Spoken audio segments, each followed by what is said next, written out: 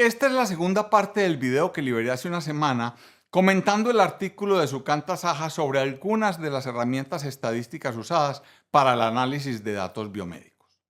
Si aún no vieron la primera parte, les sugiero hacerlo. El enlace está acá arriba, no sé bien si a la derecha o a la izquierda, y en la caja de descripción del video. Sin más introducciones, vamos por lo que falta de este material.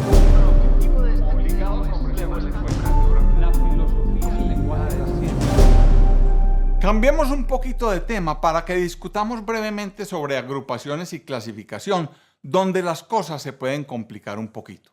Hay situaciones en las cuales la ciencia necesita desde averiguar los diferentes metabolitos de una solución hasta predecir el reingreso hospitalario.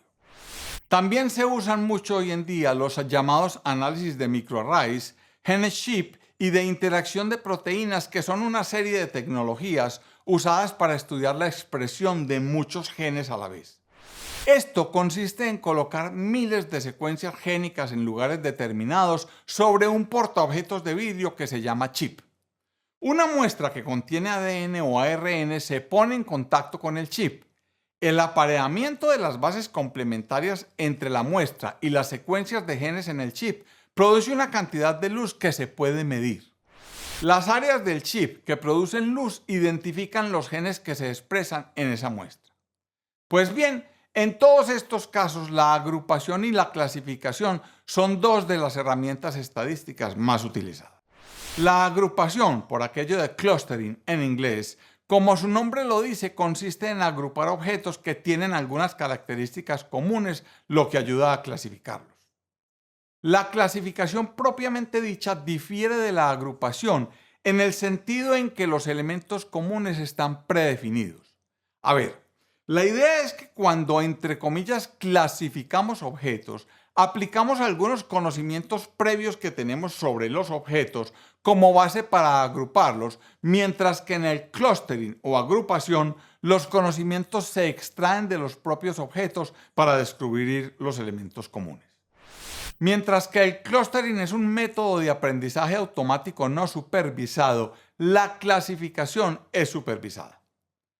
Para poder hacer una agrupación o clustering se necesitan cuatro cosas. 1. Una medida de similitud y diferencia entre los objetos. 2. Un umbral para determinar si dos objetos son similares basados en la medición. 3. Una forma de medir la, entre comillas, distancia entre los objetos. Y 4. Una semilla para el clúster, es decir, dónde comenzar el clúster o el conglomerado o la agrupación o como sea que quieran llamarlo. Para medir la similitud podemos usar el coeficiente de correlación de Pearson o la distancia euclidiana o simplemente la diferencia. Hay dos enfoques principales para la agrupación: K-means o K-medias y el agrupamiento jerárquico. En la metodología de K-medias se agrupan n objetos en m clústeres, se traslapen estos o no. En primer lugar, se elige un objeto como centroide del primer clúster. A continuación, para el segundo objeto se calcula su similitud con todos los centroides preexistentes, que serían solo el primer objeto inicial. Si la similitud alcanza un umbral predeterminado, se añade el objeto al centroide con la mayor similitud y se vuelve a calcular el centroide. Si no se alcanzó el umbral, se hace todo con un centroide y se comienza un nuevo clúster. Esta operación se repite hasta que se agoten todos los objetos. La verdad sea dicha, esta descripción luce como muy enredada. Sin embargo, miremos esta gráfica a ver si nos queda un poquito más claro. Primero, comparamos la distancia entre los dos puntos y calculamos el nuevo centroide, que es el punto que se ve verde claro. Los dos primeros puntos rojos se agrupan porque su distancia alcanza un umbral predeterminado.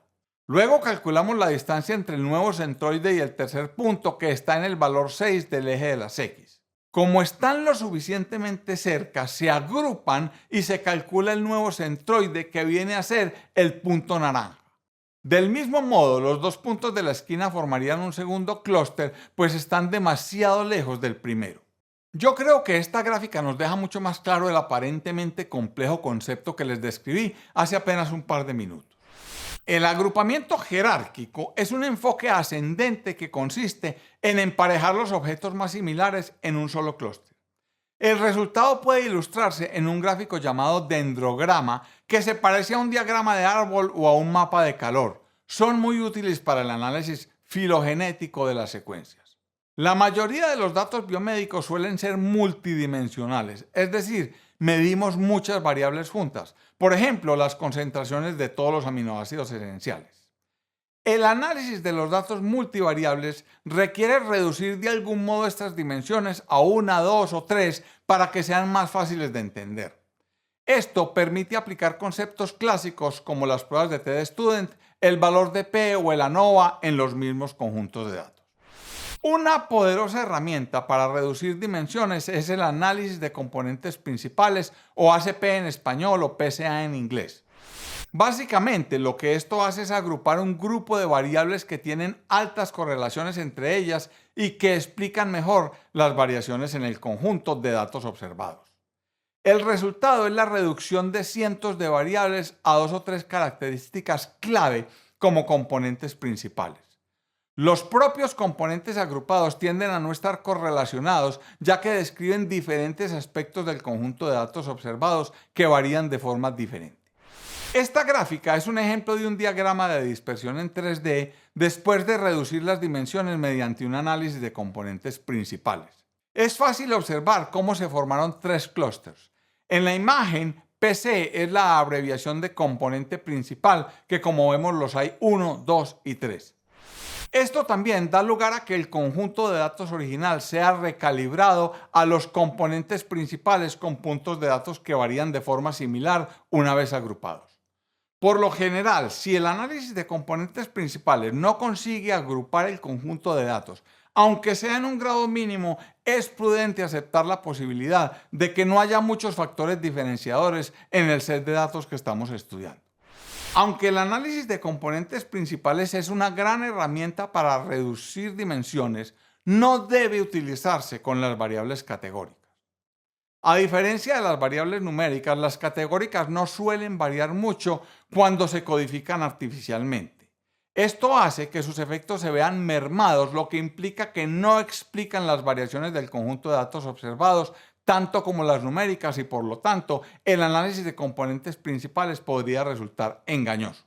Ahora bien, si tenemos algún conocimiento previo sobre los datos en cuestión y queremos clasificarlos basándonos en este conocimiento, se puede utilizar una segunda herramienta llamada análisis discriminante de mínimos cuadrados parciales, cuya sigla en inglés es PLS-DA. Esto requiere un entrenamiento con datos previamente etiquetados. A continuación, se puede predecir la clasificación categórica de los conjuntos de datos recién obtenidos. De hecho, es un precursor de los algoritmos de aprendizaje automático para la clasificación supervisada que ahora se utilizan ampliamente. El análisis discriminante de mínimos cuadrados parciales es una técnica de clasificación muy común en la metabolómica, que es el estudio científico de los procesos químicos que involucran metabolitos. Extrapolando el análisis discriminante de mínimos cuadrados parciales, también podemos determinar qué variables son las más efectivas utilizando un gráfico llamado importancia de la variable en la proyección, o BIP por su sigla en inglés. Este tipo de gráfico cuantifica claramente la importancia de cada una de las variables.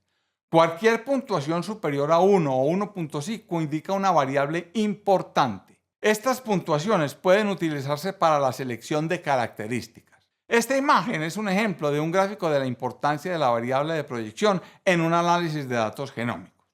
Relájense un poquito, que no es necesario volverse expertos en estos temas. Esto que estamos describiendo lo hacemos solo porque hoy en día se ha hecho perentorio conocer algo de la estadística que se usa en la inteligencia artificial y en la creación de algoritmos para que las máquinas aprendan a pensar. Para la evaluación de modelos de predicción, como el análisis discriminante de mínimos cuadrados parciales, o realmente cualquier otro modelo de clasificación que predice categorías y clases binarias, los estadísticos utilizan la muy conocida matriz de confusión, que es una herramienta que permite la visualización del desempeño de un algoritmo que se emplea en aprendizaje supervisado. Esta es una gráfica que se nos hace más común y que ha sido creada, como casi todas, por Sukanta Saha como ejemplo de una matriz de confusión para un modelo de clasificación binaria. Las predicciones se comparan con las observaciones, que son la verdad de base, y se clasifican en 4 grupos: verdadero positivo, verdadero negativo, falso positivo, que es el tan cacareado error tipo 1, y falso negativo, que es el muy conocido error tipo 2. A continuación, se usa el modelo para calcular la sensibilidad y la especificidad. La sensibilidad, o sea, el número de observaciones que se predijeron correctamente como positivas de entre todas las positivas observadas, es igual a los verdaderos positivos dividido la suma de los verdaderos positivos más los falsos negativos. La especificidad, o sea, el número de observaciones que se predijeron correctamente como negativas de entre todas las negativas observadas, es igual a los verdaderos negativos dividido la suma de los verdaderos negativos más los falsos positivos. Este tipo de aproximación también se utiliza para valorar las predicciones de secuencias. Por ejemplo, si un modelo predice las regiones codificantes y no codificantes de una longitud de un gen, podríamos representarlas así como se observa en esta imagen. Es muy frecuente que un modelo tenga que dar prioridad a la sensibilidad o a la especificidad. Los modelos liberales, es decir, los que hacen predicciones más arriesgadas, tienden a ser más sensibles pero menos específicos, mientras que los modelos conservadores, los que hacen predicciones menos arriesgadas, tienden a ser más específicos pero menos sensibles. Que un modelo sea liberal o conservador depende principalmente del umbral predefinido que utilice para la clasificación. Si un modelo predice que hay un 75% de probabilidades de que un paciente tenga una enfermedad cardíaca, es más probable que un modelo liberal haga una predicción positiva, ya que su umbral de clasificación predefinido es probablemente más bajo que el de un modelo conservador. Ahora, si un modelo predice que hay un 75% de probabilidades de que un paciente necesite una intervención quirúrgica, es más probable que un modelo conservador haga una predicción negativa, ya que su umbral de clasificación predefinido es más probable que sea más bajo que el de un modelo liberal. Los modelos utilizados para el tamizaje de pacientes tienden a ser más liberales, pues las sugerencias realizadas tienen consecuencias menos graves que los modelos utilizados para las pruebas de decisión quirúrgica.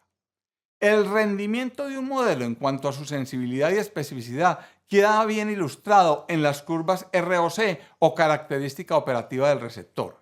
Este es un ejemplo de una curva ROC binaria donde la línea roja muestra las diferentes combinaciones de tasas de verdaderos falsos positivos a medida que se modifica el umbral predefinido. El círculo negro nos muestra el equilibrio del modelo. La diagonal negra muestra las tasas si adivináramos al azar las clases binarias. Otra forma de comparar las curvas ROC de diferentes modelos de predicción es utilizando el área bajo la curva o ABC.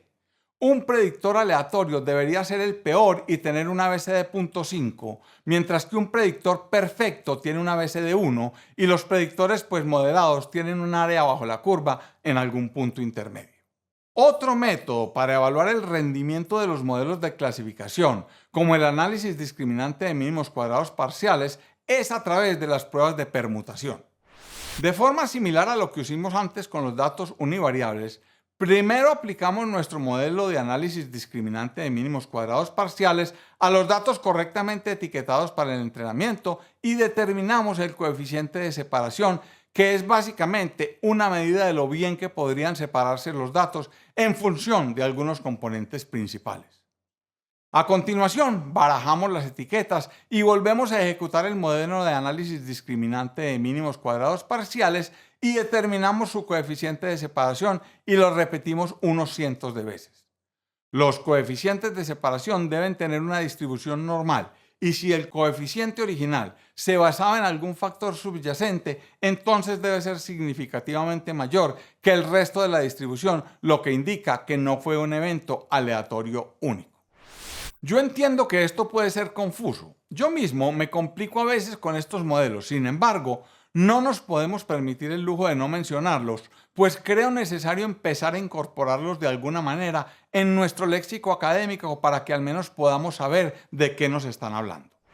Los métodos de clasificación supervisados son potentes y a menudo pueden agrupar objetos en clústeres cuando no hay una conexión real entre los objetos. Es importante no pasar por alto las pruebas de T, las regresiones, el análisis de componentes principales y los métodos no supervisados, ya que no tienen el sesgo previo que está presente en los métodos supervisados. La estadística es la formalización de la intuición. En consecuencia, es importante poder confiar en las intuiciones antes de seguir ciegamente alguna fórmula. Esta fue una visión general muy poco matemática de las estadísticas cotidianas basadas en la investigación biomédica actual.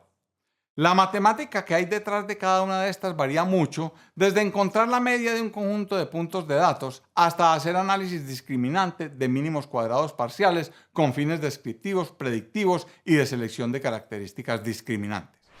Un programador, que nosotros no somos, debe conocer la estructura de datos de una librería antes de utilizarla. No es necesario entender su implementación. Un médico debe conocer la farmacocinética de una vacuna antes de formularla o de recetarla, pero no es necesario comprender los mecanismos moleculares específicos de una biomolécula vectorial utilizada en la vacuna. Del mismo modo, no es esencial entender las matemáticas, aunque obviamente ayuda. Sin embargo, lo que sí es esencial es comprender sus supuestos subyacentes y sus limitaciones y su comportamiento. Sukanta Saha le recomienda a quien esté interesado en profundizar en estas herramientas estadísticas acudir a una playlist de YouTube de John Starmer que pueden encontrar en la referencia 22 y que parece ser extraordinaria. A mí personalmente no me alcanza para tanto. Esto es todo por este par de videos. Si les gustaron, si les resultaron de utilidad, no se olviden de compartirlos en sus redes, de regalarles un like y de suscribirse al canal activando la campanita que les va a avisar cada que suba un video nuevo.